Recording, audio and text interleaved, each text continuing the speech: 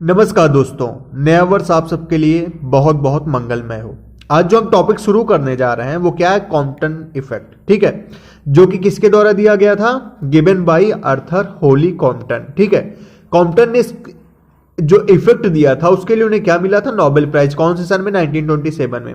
Before understanding what is Compton effect, first of all we should understand about what was the classical approach before Compton effect. ठीक है, तो Compton effect के पहले जो classical approach थी वो क्या कहती थी कि कोई भी इलेक्ट्रोमैग्नेटिक रेडिएशन से जो होती थी, for example x ray, ultraviolet rays, ये सब क्या होती थी? जब किसी मेटल पे इंसिडेंट होती थी तो इनकी जो वेवलेंथ होती थी वो डजंट चेंज। क्या होती थी? चेंजेस नहीं होती थी, क्योंकि जब वो कोई मेटल पे इंसिडेंट हो रही है और उसके बाद जब वो स्कैटर हो रही है या फिर मेटल को ट्रांसमिट करके जा रही है तो उसके जो वेवलेंथ होती थी वो क्या होती थी? सेम होती थी।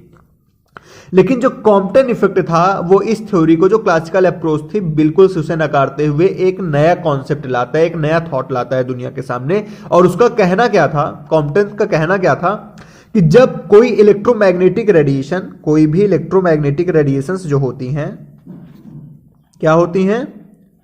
Electromagnetic radiations like x rays, ultraviolet rays, ये सब क्या होता है? जब किसी मेटल जैसे ग्रेफाइट हो गया, इस पे इंसिडेंट होती हैं तो जब ट्रांसमिट होती हैं तो इनकी जो वेवलेंथ होती है ना वो चेंज हो जाती है। और चेंज कैसे होती है? इनकी वेवलेंथ पहले जो रहती है उससे क्या हो जाती है? इंक्रीज हो जाती है। जैसे कि आप एग्जांपल में देख सकते हो, यहाँ पे जो वेवलेंथ है इलेक्ट्रोमैग्नेटिक वेव्स की, वो क्या है? कम है, लेकिन यहां पे जाके क्या हो रही है? वेवलेंथ बढ़ जा रही है। तो इसे हम क्या कह सकते हैं, जो कि डिफिनीशन में दिया गया है?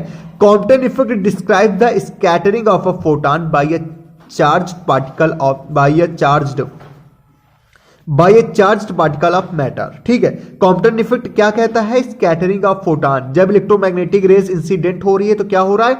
फोटॉन, चूंकि फोटॉन बहुत ज्यादा छोटे होते हैं, हमें पता है, जब ये फोटॉन जाके इलेक्ट्रॉन से इंसिडेंट होते हैं, ठीक है, जब फोटॉन जाके इलेक्ट्रॉन से इंसिडेंट होता है तो क्या हो रहा है कि जो फोटॉन है हमारा, जो इलेक्ट्रोमैग्नेटिक वेव्स है, उसके तो वेवलेंथ चेंज हो जा रहा है। लेकिन जब फोटॉन जिस इलेक्ट्रॉन से टकरा रहा है, जिससे इंसिडेंट हो रहा है, वो क्या हो रहा है? रिकॉइल हो जा रहा है। ठीक है, किस वजह से हो जा रहा है?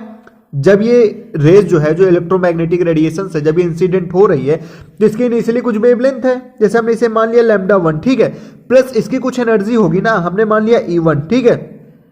अब यहां पे क्या हो रहा है कि जब ये वेवलेंथ बढ़ रही है, जब आफ्टर ट्रांसमिशन या after incidence of at the graphite surface, जब ये हमारी मैग्नेटिक रेज जो है ये रिफ्लेक्ट हो रही है या फिर ट्रांसमिट हो रही है, तो क्या हुआ? इसका वेवलेंथ बढ़ रहा है, लेकिन इसकी जो एनर्जी है वो डिक्रीज हो रही है। तो जब ये एनर्जी डिक्रीज हो रही है तो वो जा कहां रही है? वहां पे ये बची हुई है वो इलेक्ट्रॉन के पास जाती है, और वही इलेक्ट्रॉन के पास ये जो बची हुई एनर्जी है वो as a kinetic energy absorb हो जाती है, जिसकी वजह से हमारा इलेक्ट्रॉन जो होता है वो क्या होता है? रिकॉइल हो जाता है। तो वही डिफिनीशन में दिया गया है, Compton effect describe the scattering of a photon by a charged particle of a matter. Compton effect क्या डिस्क्राइब करता है?